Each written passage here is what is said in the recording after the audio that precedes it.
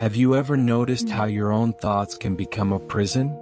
You wake up and before your feet touch the ground, worries flood your mind. Yesterday's mistake plays again. Tomorrow's fears stack higher. Soon you're trapped inside your own head, watching life pass by through a narrow window.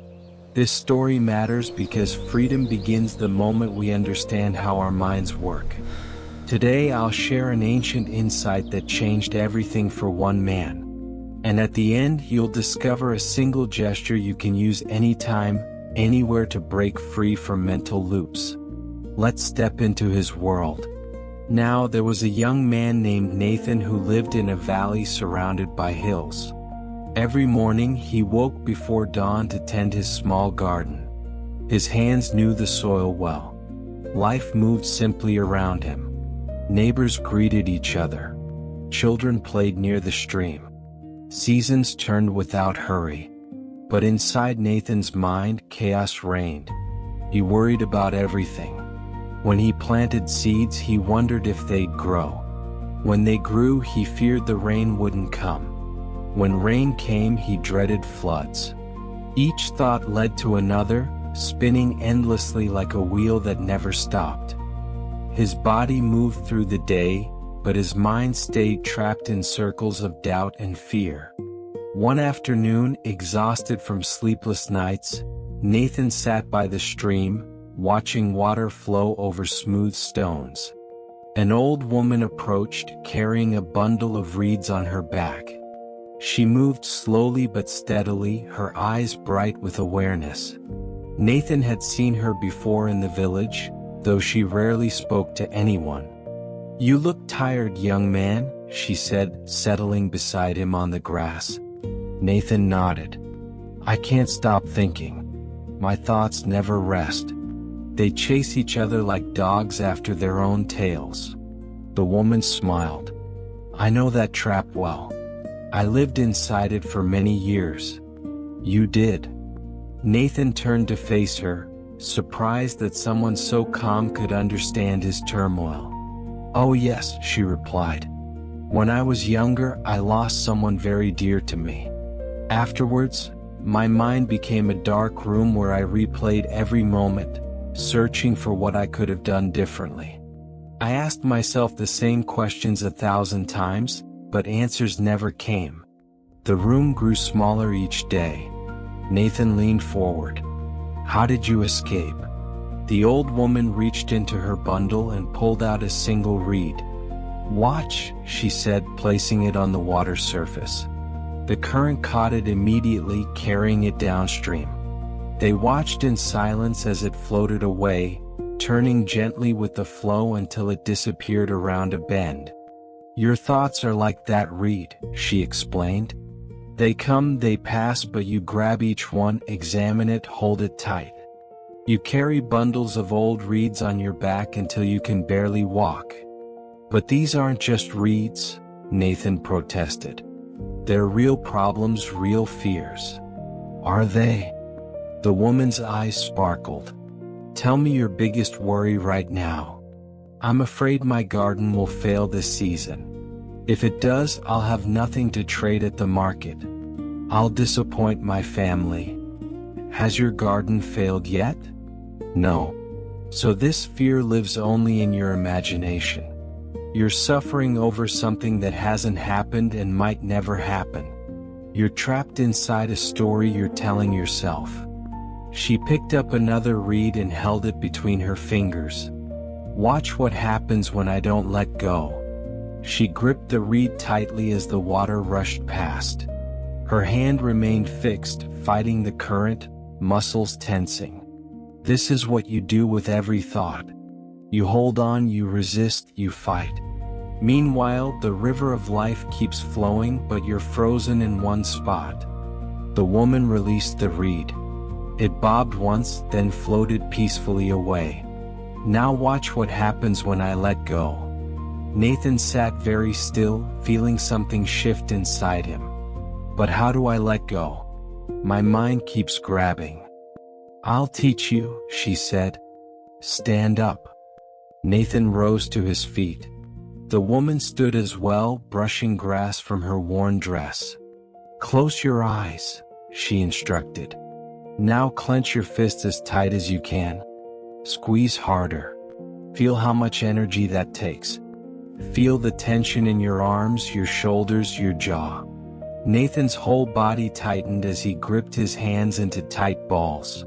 His breath grew shallow. That's what happens when you hold on to thoughts. Your whole being contracts. Now take a deep breath and open your hands slowly. Let your fingers spread wide. Feel the release. As Nathan opened his hands, warmth flooded his palms. His shoulders dropped. His breath deepened. Something that had been clenched inside his chest suddenly loosened. "This is the gesture of release," the woman said softly. "Whenever you notice yourself trapped in mental circles, do this with your hands. Let it remind your whole self to release, to stop gripping. Your body will teach your mind. That's it." Nathan opened his eyes, almost disappointed by the simplicity. "That's everything," she replied. "But you must practice. The mind is stubborn. It's been gripping for so long. It thinks that's its job.